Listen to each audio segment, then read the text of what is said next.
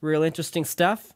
And maybe talk about Dan Burisch a bit, who had a... Well, I'm not going to tell you if you don't know who he is. Well, whatever, I'll tell you. Dan Burisch apparently interviewed this extraterrestrial at Area 51 or somewhere in that area whose name was J-Rod. And apparently this took place. I don't know. Anyway, there's lots of stuff to talk about here on the Unified Field. I'm so glad you're with us. That Leslie Kean interview is going to be in the end. Shawn Leonard coming up. Exopolitical Pulse. I'm your host, Mr. Justin Brown. Thanks for being here. It's Saturday night. This is UFR, Unified Field Radio. I'm your host, Mr. Justin Brown, on Atlantic Canada's only paranormal / expanding consciousness / new science / exopolitical / anything amazing that goes against the grain radio broadcast right here. Broadcasting from beautiful coastal and scenic Nova Scotia from Dalhousie campus and the UFR Project Studios, coming right at you. So stick around. We'll play a couple little fillers here, a little bit more music, and we'll get to the Shawn Leonard interview. Thanks for joining us this Saturday night. I'm glad you could make it. Unified Field Radio.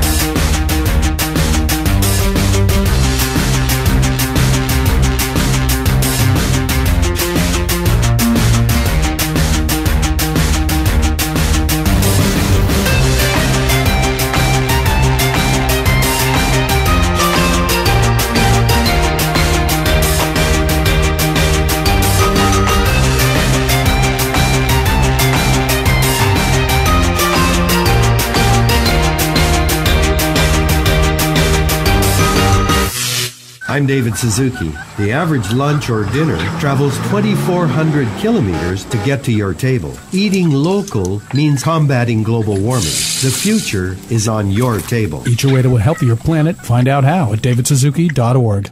I love the pizza man, 'cause he puts the food right in my hand.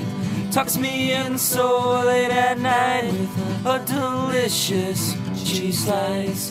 If you love the pizza man, you'll love Island Greek. We have over 21 signature pizzas. Call now and get 2 large signature pizzas and a 2-liter pop for just $39.99. That's Island Greek at 2150 Gottingen, 902-422-8888. A delicious cheese slice.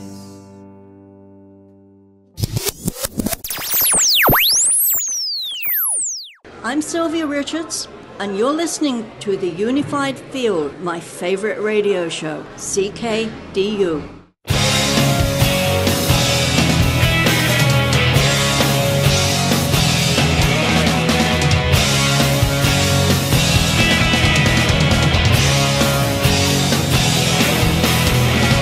I've had it with this town. I never saw those shifting skies. I never saw the ground or the sunset rise. I wanna live with an abstract thing. I'm building a frame, place to put my 10-yard stare. Thinking of that paint, painted in plain air. I wanna live with an abstract thing. I need a new address. I want some new terrain. Is it north or south?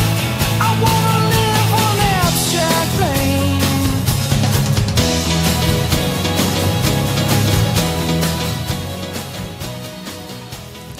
Thank you very much, Mr. Frank Black.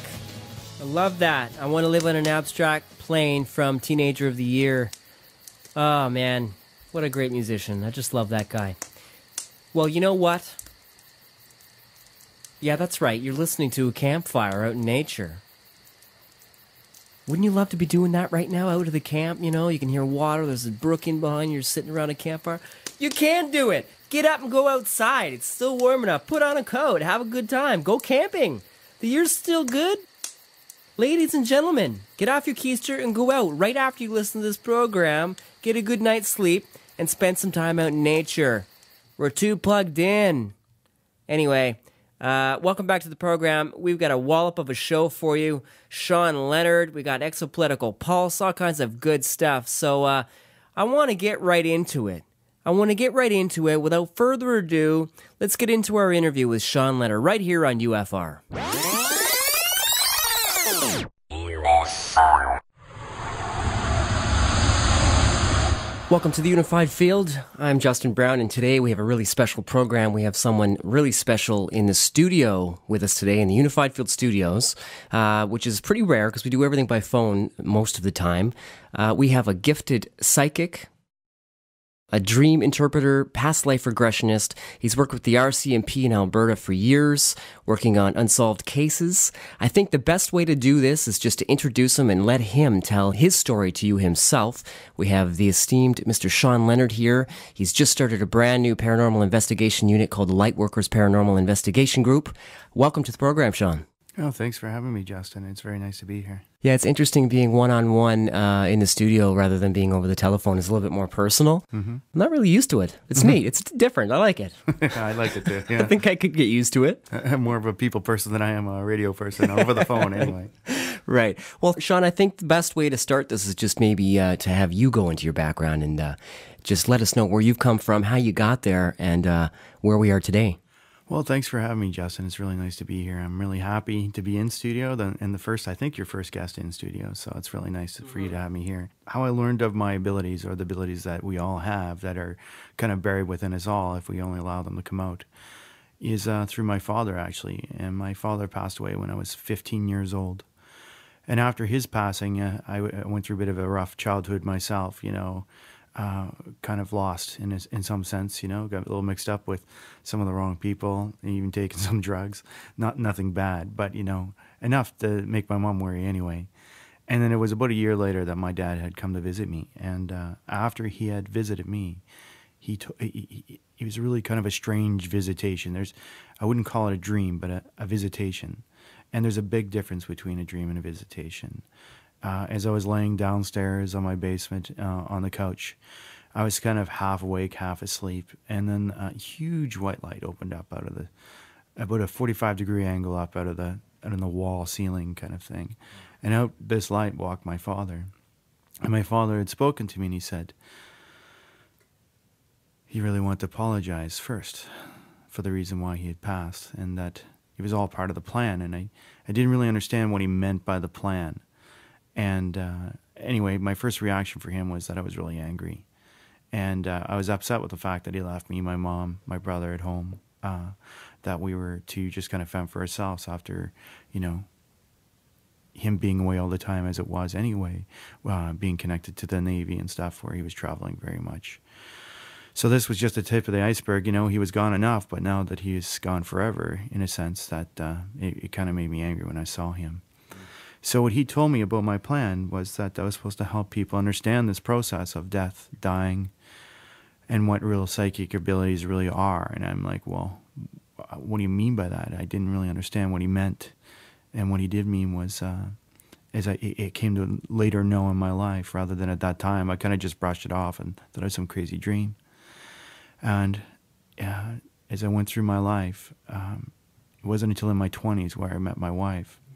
And I was quite intuitive about people, about things. I could pick up things and just read the energy from it, or know about it, and know the history of who owned it, previous owners.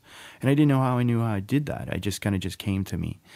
And then my wife, as strange as I was, or becoming in some sense for her, but it was really normal for me. I just didn't think anything of it. I never really thought I had any ability or gift.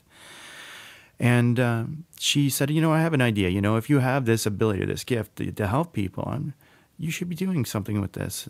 And she really encouraged me to move forward with helping others with this ability. So she started bringing friends here to my home in Calgary. That's where I was living at the time. And when she had brought those friends over, I would help them and tune into them and, guide them as to what I saw in their life or what they could be doing better or things like that, give them some type of guidance. And they were really impressed for most of the friends, and they kept coming more and more. It started to grow very quickly. And then one day, my wife brought a friend who really wanted to know if I could talk to dead people. And I said, well, I don't know. I said, I did talk to my father once, but that was the only person I've ever spoken to. And she goes, well, I have a friend that passed away and he committed suicide. And I really wanted to know if he made it, if he was okay. And I'm like, well, I don't know if I can or cannot do this, but I'll see if I get anything. Because at that time, I was really still in the early stages of understanding what clairvoyance, clairsentience, clairaudence was. Maybe, Shawn, we can talk about what all those are a little bit later. Sure, yeah. So I was really understanding those, and what I just kind of stared off, and because normally things would just pop into my head. And the image that popped into my mind was of a man holding a baseball. And he kept throwing the baseball up, and then he showed me a little baseball game that was being played. And I told my wife's friend, Jen, I said, well, I don't know if I'm speaking to the dead or not, but I can tell you what I'm seeing is this man is showing me a baseball. He's showing me throwing this ball up and down in a baseball game, and she started to cry. And I'm like, I must have hit something here. She goes, yeah, you did. What you hit was... actually, that night that he killed himself we were playing baseball. We were on the same baseball team together, and after he went home, nobody really knows why, but he had killed himself. So, and that kind of led my journey into understanding that not only was I able to help people as a psychic, but also that I was a medium. That's an incredible story. Shawn, I have to ask you, because it seems like a common thread among people who become intuitive and develop their skills. It almost seems like... Well, in my personal experience in investigations, it seems like there's usually a traumatic trigger in one's life that gets them to open the doorways to being able to develop these gifts. Do you think that's the common thread among a lot of psychics and mediums? I do. I do believe there has to be some event that takes place that triggers these abilities to come through. And that, in a sense, is what my father was talking to me about, the plan. And I couldn't understand what the heck he meant by a plan. But everything is meant, I believe, in some sort of fashion or plan through our life is destined to happen certain things. That doesn't mean we don't have free will, because we can accept the path that we're given or we can deny it.